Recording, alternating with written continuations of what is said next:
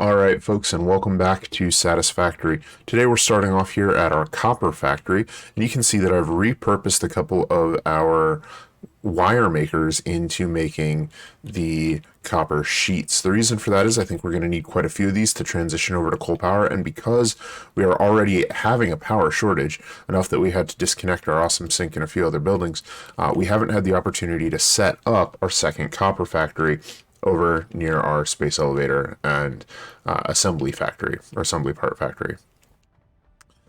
Now, the first thing we're going to do today is go ahead and unlock that milestone for coal power. That takes reinforced iron plates, rotors, and cables. And fortunately, we've been running factories for all of those as we've been constructing the rest of our factory. We also have a hard drive under research there. But let's go ahead and get started with this milestone. So we can go ahead and just drop in the iron plates we need, and then the rotors as well, and the cables, and send that off. Milestone reached. Coal is an improved alternative power source to biomass and can be fully automated if provided water with the new pipeline buildings and powered throughout the initial setup. Coal has been added to the resource scanner. Note: ensure the close proximity of water to the coal production line. Note: pumps will aid in vertical transport of fluids through pipes. Note: throughput and volume indicators are added to each pipe section automatically. All right, so we've got our coal power plants now, and we can go ahead and see what those take. Those will take some plates, some rotors, and some cables. Well, that's nice and easy. And then we also are going to need to add a water pump, water extractor there. So that's going to take some of those cable sheets as well as rotors and plates. Now, I believe we're going to need 3 water extractors for 8 coal power plants, and that's a good ratio. It's an effective ratio. In addition to that, we're going to, so let's go ahead and add those to our to-do list to make sure we have all the materials we need. And then we're also going to need some extra materials for power poles, power lines, an additional biomass burner so that we can jumpstart the whole thing and get it going. A couple of miners I think we're going to need for the production of coal, and I think that might be it to get started. And we also need to find the coal and water. Now, I found some water nearby, and I found some coal far away, but I don't think that's going to work. So we're going to do some research and some scanning and see if any of the coal nodes that pop up here, I think there should be coal over there. See if any of the coal nodes that pop up are in a good place for us to make use of them. So it looks like we've got some a bit closer here at 730. And then I think the one I found was, yeah, they're at about 1 kilometer, and another one at about 1 kilometer south. So we can check out those nodes and see if any of those are have water nearby. And if so, we'll get our first coal power plant set up at that location, and then run wires back to here to join into our existing power infrastructure. All right, while I was out looking at coal, the MAM finished, and we have 3 new recipes to choose from. Let's see what we got. All right, so we have iron alloy ingot, which takes 2 copper and 2 iron to produce 5 iron, so that's a little bit more efficient. We gain 20% more, but we do use up some copper, which is much less common than iron. We've got a stitched iron plate. This, let's see. So that uses wire instead of screws. 12 screws for 1 plate would be 36 screws for 3, and that's 9. So we would use 10 copper instead of 9 iron, but we would save almost 50% on our iron plates. We would go from 18 for 3 to 10 for 3. We would also, this is also slightly faster crafting, so that's not bad. It also lets us avoid using screws, which I think is something there are several recipes that remove screws, and so that may be something that's useful for us. And then finally we have our copper rotor. Now, our copper rotor, one of the nice things about this is that this crafts much faster. This crafts 3 times as many rotors per minute at full speed. It does use copper and screws as opposed to rods and screws, but it is more efficient in the screw department, and as far as rods, it actually uses less copper than iron. So again, this is similar to some of the other ones where we're trading iron for copper. That seems to be the theme here. I think I'm going to go with the stitched iron plate just because I don't really feel like rebuilding our copper our rotor factory. That's the only other one that's really appealing to me. We definitely don't want to be spending copper to get more iron. We already have plenty of iron and not enough copper. And these two both look like they could be useful recipes, but I think the stitched iron plate recipe is more likely to be useful sooner. So we're going to go ahead and select that. All right, well, on my way to the next, or the nearest coal vein, I found this large spitter. I've faced these things before, but they are scary. I found the trick to the smaller ones is to leap backward as they fire at you. And this one, I'm not even getting a chance. I'm able to get one shot in as I run up. And that seems to limit me to 1 heart of damage, but I'm also only hitting him once, and that doesn't seem good.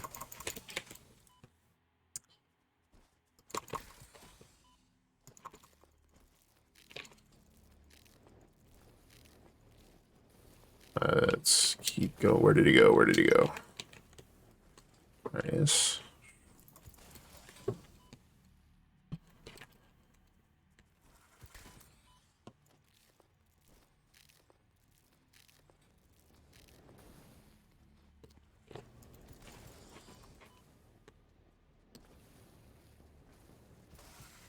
All right, and there we go. We have claimed 3 alien organs. That's a decent. That's 600 biomass. That's pretty solid. Hopefully, we'll be done with biomass burner soon, so we can go ahead and use this for research and other things. And I think the coal was in this direction.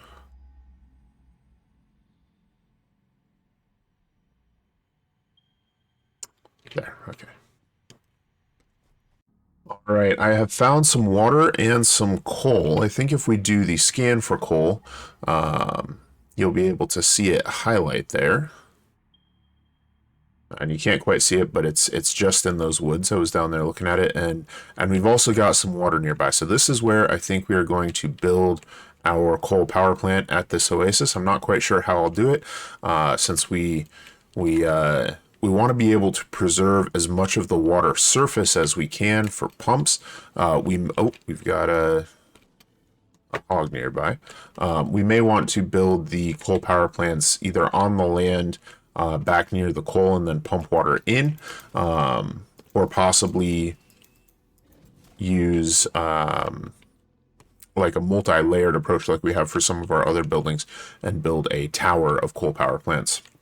So that's something we'll play around with the design of, but let's get down there and check it out.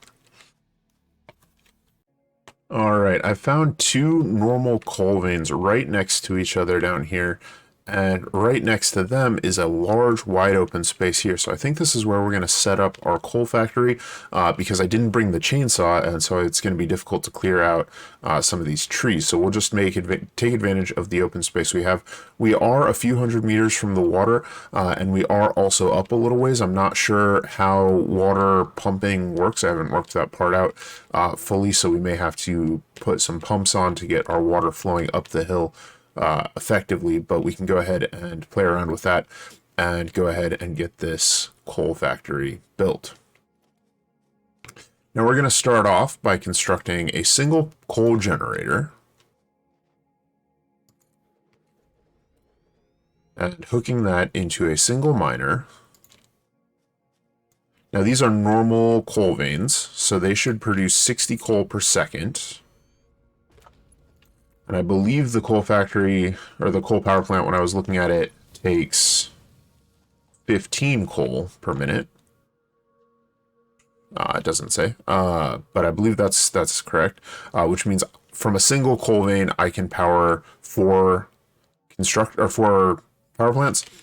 With 2 coal veins, I can power 8, and then 8 factories will also take exactly 3 water pumps worth of water. So we can go ahead and set up 3 water extractors down here in the water. Let's see. Get one right there. There we go. Also have a green mineral. Oh, that's radioactive. Okay, that's uranium. Let's go ahead and just keep our distance from that. And we're going to need some pipes. and some power. Let's go ahead and get this thing all hooked up. So we're going to run some power up here. And we are going to run some pipes, which is under logistics. Pipeline. There. And the pipes don't go nearly as far as the power lines, which makes sense.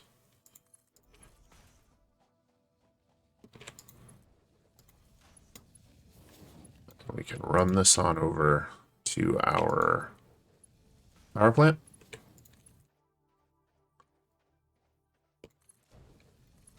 And hook it in. All right, now we can take the power, run that up here as well. Hook that to the power plant as well as to our miner. And now the last thing we need is to jumpstart this. I believe the coal generator will be more than enough to power a miner and a water extractor. The water extractor takes 20 megawatts and the miner takes 5. The coal power plant will produce 75 power, so that will actually power 3 miners and 3 extractors once we get that set up. So we can go ahead and plug that in and put a little bit of biomass in there. This will just be enough, and we only need enough to run until we are able to get both water and coal into the power plant. All right, this has been running for a few minutes, and we can see water is coming into this pipe, but there's no water flowing into the next pipe. What that tells me is that the water pump can only lift it up to about this height. There's something called head lift, which determines how high water can go. And so what we can do then is take a pipeline pump and place that in one of the sections that has water.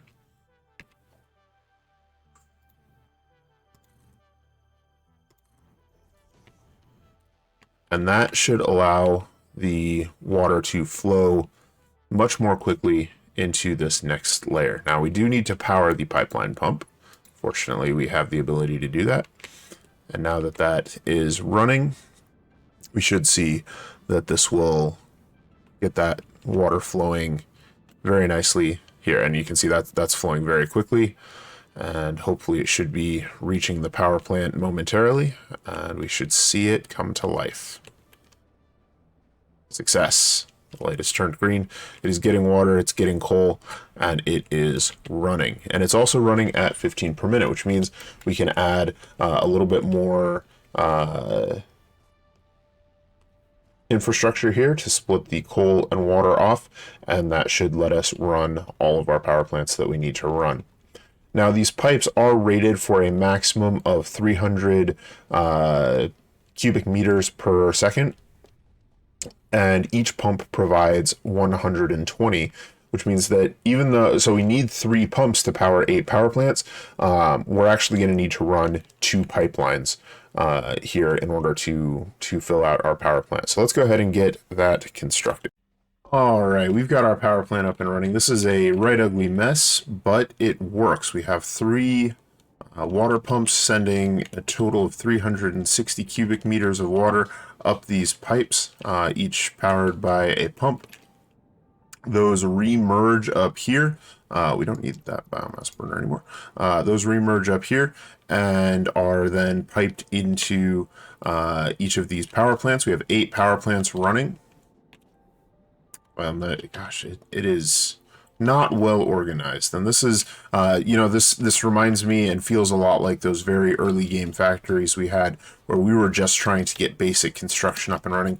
In this case, it's power. We're just trying to get basic power up and running. You can see that these pipes are wonderful, and that the coal is actually nicely evenly split between the 4 factories on one end and the 4 factories on the other end. We only had room for 7 in a line, so the 8th one's just sort of sticking out there. I think we're definitely going to bring our chainsaw down here and clear this out and make it a little bit nicer. But it is working. All 8 factories are running. All all production is flowing smoothly, and we are again using a manifold system, so we're having a little bit of backlog issues on the last generator here, getting enough coal, but as the earlier generators in the line fill up, that should smooth out. So this is all success, and this is often how I build my first factories when I'm first figuring out how a system works. I'd played through Tier 1 before, so I had a sense for what the factories were going to be doing up to this point, but this power plant is a new experience for me, and all of our power plants and factories from this point forward are going to be a new experience for me. Now that I have a sense for how this works, I think we can do a better job organizing this, and so that's something we'll probably do here in a little while. All right, while I was running the power lines back up to our base, I found this sulfur ore vein, so let's go ahead and dig into that. This is a mix of sulfide and sulfate minerals. It could be an indication of recent volcanic activity. A new research tree exploring volatile self-defense applications can now be accessed in the MAM. All right, so we can head back to the MAM and do some research into sulfur and see what those volatile self-defense applications are. All right, and with the placement of this power pole, our power plant is online and connected to the rest of our factory. You can see our draw is still sitting around 200 megawatts, but we are now have the capacity to produce over 300 megawatts. Sorry, over 800 megawatts. So we have more than doubled our capacity. That's 8 power plants, each producing 75 megawatts. So that's a total of 600. And then our biomass burners back at home. While we head back to the hub in order to take a look at our next milestone, I also want to talk a little bit about what our plans are. Now that we're on coal power and we have coal power automated, we no longer have anything that specifically requires our constant attention. We have the ability to set up factories now and just keep them running. And we'll have to scale up our power plants in order to scale with the factories we're building, of course. But it also means that if we were to walk away from this right now, all of our factories would continue to run uninterrupted until they filled their storage chests, at which point they would shut down. This means we can take as much time as we want to go exploring, to do research, and to look at other aspects of the game. And so now that we have that, I'm going to take a little bit of time in each episode and explore some aspect of research or exploration, and just to broaden our horizons.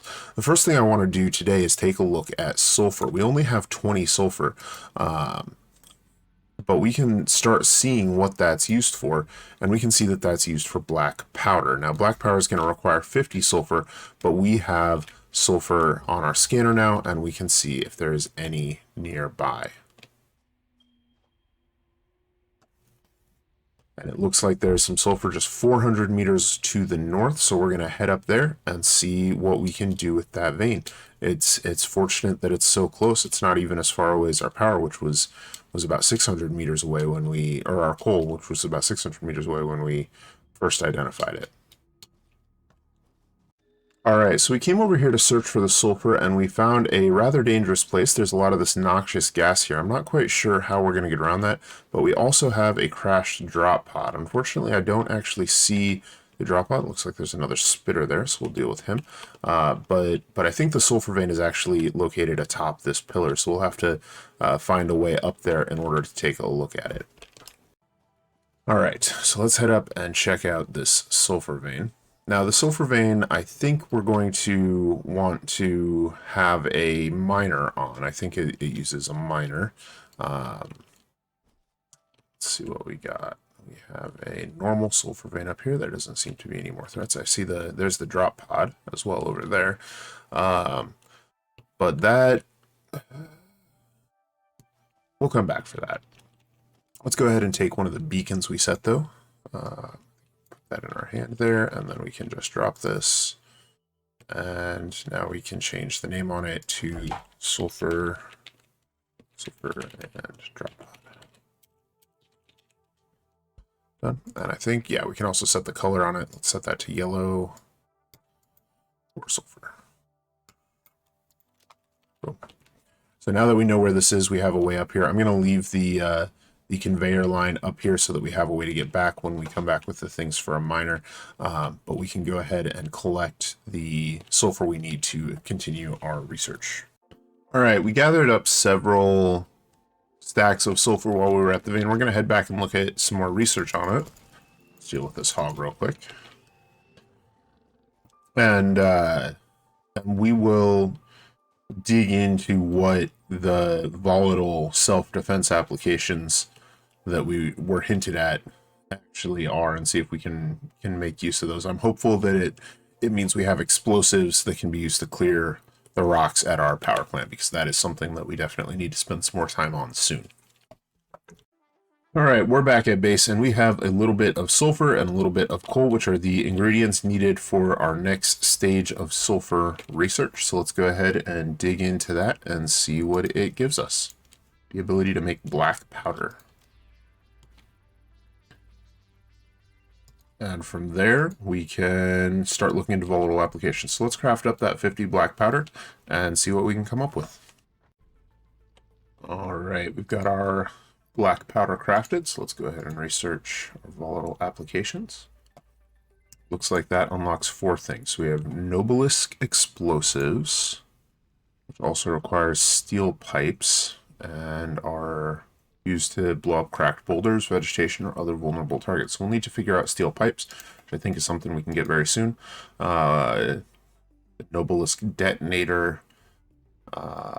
Okay, so it uses the Noblest explosive as ammo, it looks like. So we're also going to need to figure out encased industrial beams, and I don't recall where that comes from. The rifle, which uses circuit boards and heavy modular frames. I don't believe we've seen those at all, so those may be in a later tier, as well as more steel pipes, and then ammo, which uses rubber and steel pipes. So this is a more advanced tree, and I'm not sure we can do anything with this for the time being, but let's go ahead and take a look at our possible tiers here. And we have basic steel production, which will give us steel pipes, but we are going to need the advanced steel. Yeah, the advanced steel beam for the encased industrial beam. That's also where we'll get that heavy modular frame. But I don't believe circuit boards are anywhere here, so I think those are going to be the rifle is going to be a much later build. All right, now that we have our coal power plant sorted, I do want to real quick do a couple of other small factories here in this episode today. So we're going to start off by fixing up our copper factory. We had transitioned some of the copper over to copper sheets, which has been great, but is not what we want this copper factory to be doing. We want this to be producing the copper wiring, and so we've got a great deal of copper plates already, or copper sheeting already, but we do want this to be making copper wiring, and we are going to put in a copper sheet factory over at the other copper node we found, in order to make sure we have a steady and constant supply of that. Once we finish up with that, we're also going to be putting in a modular frame factory. And a modular frame factory is something where we don't actually have any uses for the modular frames just yet. Let's see if we can get an assembler up here so we can look at it. But it takes the reinforced iron plates as well as the iron rod. Takes 3 of those, and that makes 2 modular frames. One of the things we have just over yonder is some more iron nodes, and those can be used to make anything we want out of them, but modular frames are the thing we have right now that we need more of, or that we need some form of automation for, and so we're going to use one of those iron nodes, which is a 60 frames per second node, to make modular frames so that we can unlock the vehicular transport milestone and a handful of other things.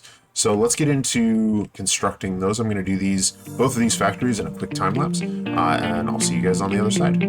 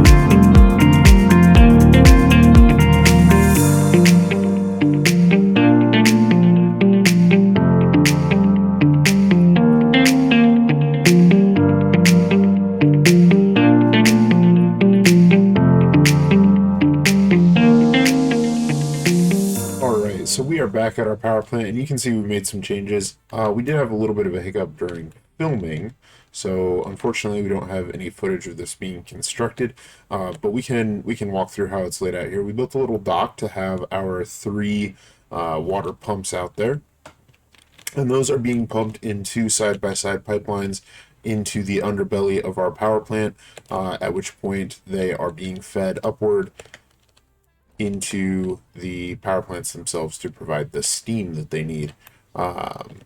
We are joining the pipes at several different locations in order to make sure that they have a good flow of water through them.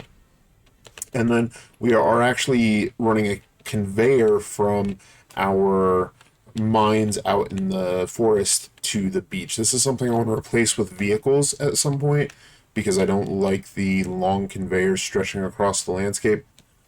But as we don't have vehicles yet, this is functional. It works fine. We're bringing in 120 coal a second because that's the most we can carry on a belt, and that is enough to feed exactly 8 generators, which is what we have set up here. One of the things I had in mind when I built this was that I wanted it to be expandable. We have the potential to run up to 32 generators off these 4 coal veins once we get the Mark II miners, and I wanted to be able to do that. So what I have done is made this so that we could continue building this out a ways as well as inland. We have room for 4 generators behind this as well as 4 in front, so we could double the length of this line of generators if we wanted to, and we could also build a second set on the left side here using the same system and a second dock. And so we have the ability to as much as quadruple the amount of power being generated by this power station as we unlock the appropriate technologies in order to break the boulder and get more coal going, or to get more advanced transport belts to feed things out here. And that's something we're likely to do as soon as we need more power. We'll probably just keep building this place out. But I did want to go through the layout of it. The coal is fed via these vertical conveyors from beneath, which means that we have this nice walkway here where we can see everything happening, and it's a nice, clean, slick layout. I think that'll do it for today. If you guys have any questions, comments, or ideas, I'd love to hear them. Thank you guys for watching, and have a great day.